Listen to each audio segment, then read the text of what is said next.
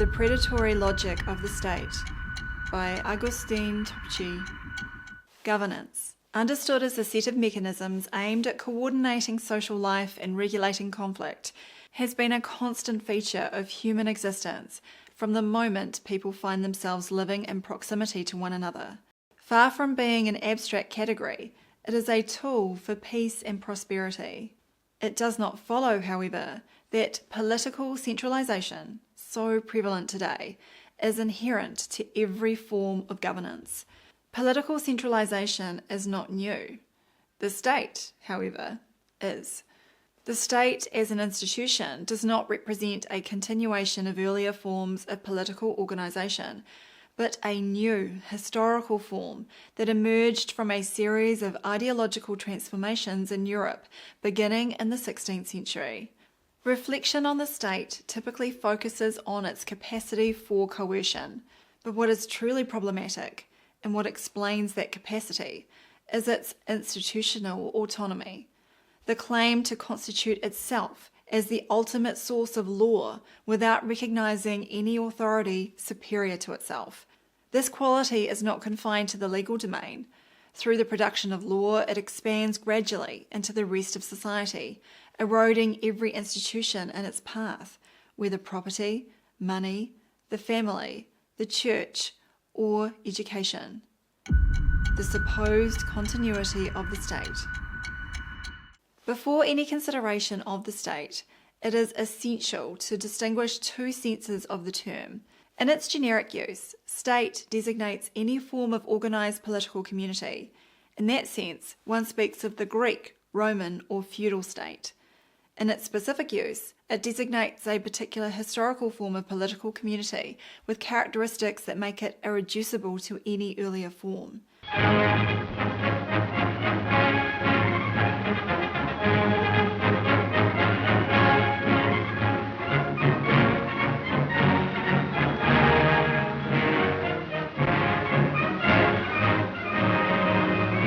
The problem arises when the generic use slides into the specific, and vice versa. In other words, the state is presented as a synonym for order and communal life, appropriating classical concepts such as polis or regnum, so that the state, as a monopoly of law and order, comes to be taken for granted. To project retroactively onto earlier institutional realities, the defining features of the state as an institution, features that constitute a difference, not of degree, but of kind, is an anachronism. This distortion is not innocent. It serves a fundamental ideological purpose. It grants retroactive legitimacy. If the state has always existed, then questioning it becomes equivalent to questioning the social order itself. It also captures political language, projecting terms such as politics, government, public, and law onto a status framework taken for granted. In doing so, it establishes itself as the unquestionable horizon within which all governance must be conceived, rendering any non-state alternative directly unintelligible. The state's existence and justification have ceased to be questioned at all, and that is precisely what makes it such a powerful ideological apparatus. The sovereign state, judge in its own cause. Among the processes that decisively contributed to the emergence of the state, the rupture of Western religious unity during the 16th century stands out. While the Church had acted as a source of authority capable of contesting the supremacy claims of temporal powers, its weakening favoured the consolidation of a new political conception, the idea that within each territory there must exist an ultimate authority subject to no superior instance. This logic, initially bound to the religious question, would eventually extend to the whole of the juridical and political order. This vacuum shifted the central political question from justice to power, gradually transforming politics into a technique of naked power without any external moral reference. Jean Bodin takes this point of departure and theorizes it juridically, converting self-referential power into a juridical principle that Hobbes would carry to its most radical conclusion. There is no juridical order possible outside the state, because it is the state that produces the juridical order. The historical novelty introduced by the state is therefore not a greater political centralization, but the claim to erect it as a self-referential principle of law expressed in the modern notion of sovereignty. It does not invent the juridical justification of power. It monopolizes it, becoming its sole legitimate source. Its most direct consequence is the elevation of the state to ultimate arbiter of every dispute through the territorial monopoly of jurisdiction. With no external instances capable of regulating its conduct with binding authority, any appeal to an external law, natural, divine, customary, is mediated by the state itself, which decides what constitutes a legitimate foundation. In doing so, it gradually absorbs it within its own juridical framework. The state thus stands constituted as the judge in its own cause. A state to rule them all. Behind this monopoly lies something considerably troubling from an institutional standpoint. If state sovereignty is a self-founding principle, then any domain of the social order that requires coordination or dispute resolution potentially becomes state jurisdiction, because to deny it that role would be to deny the very principle that makes its existence possible. And since that principle recognizes no external limits, its expansion is not accidental, but a logical consequence of its own structure. In that sense, the state is intrinsically a predatory institution whose structural tendency is the absorption of the social order.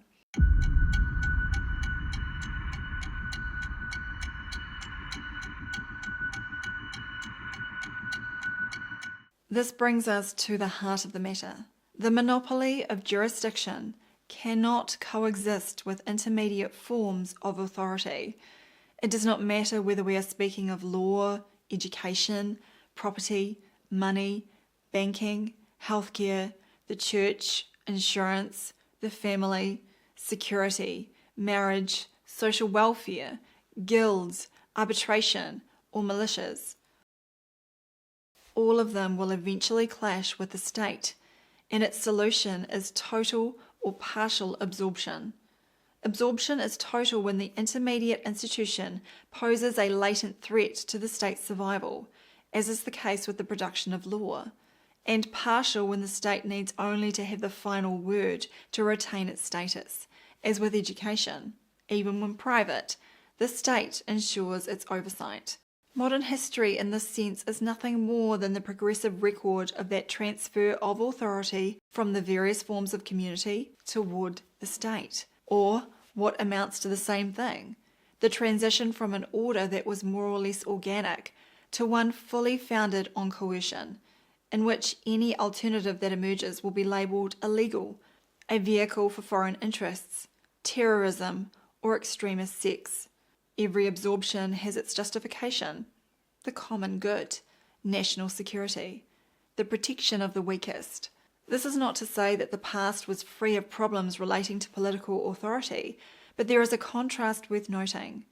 Even the so-called absolute monarchy, in which there were no national constitutions, separation of powers or codified rights, is categorically less absolute than the state, whether monarchical or democratic. Whereas in the pre-state monarchical order, there existed established communities of external regulation, family, church, free cities, rural communities, guilds, universities, to which government was subject, and vice versa. The state recognises none of these instances as an independent source of law. It absorbs them, regulates them, or suppresses them. Any decentralisation within the state is, strictly speaking, mere administrative deconcentration, revocable, and without any real transfer of authority. Everyone has been instructed that if they see worship services going on, they will go to the officials of that congregation. They'll inform them they need to stop the services and disperse. If that does not happen, they will take additional action up to the point of fines and potentially closing the building permanently. The state's limits. Despite lacking external institutional constraints, and despite its internal checks operating within its own sovereign logic, the state does face limits in terms of legitimacy. By absorbing functions from intermediate communities, it generates dependencies that become expectations, and any abrupt change risks a loss of legitimacy. It is those expectations that define the window of the politically thinkable. This limit is, however, transitory. Because it controls the function, the state can progressively dismantle the communities that once sustained it without the population immediately losing access to the service. And when a crisis, a disaster, or a war demands it, there are no intermediate institutions to appeal to. The state does not necessarily create the emergency, but its structural position guarantees it will be the most relevant response available. A case in point is banking and money. The state monopolises minting, imposes legal tender, establishes a central bank, abandons the gold standard. A few decades later, inflation is a daily reality. Central bank digital currency is set in motion, and gold survives only in pirate stories. From all this, a direct consequence follows. If the foundation of the state lies not in the size of its apparatus, but in the principle that constitutes it, sovereignty as the self-referential source of law, the pertinent question is not how much state, but what principle sustains the legal order. Shrinking the state without questioning that principle does not lead to its dismantling. It merely reproduces the same logic in a smaller form. Moreover, a reduction that leaves the presuppositions of sovereignty intact may even reinforce state legitimacy, insofar as the state appears effective while becoming less visible.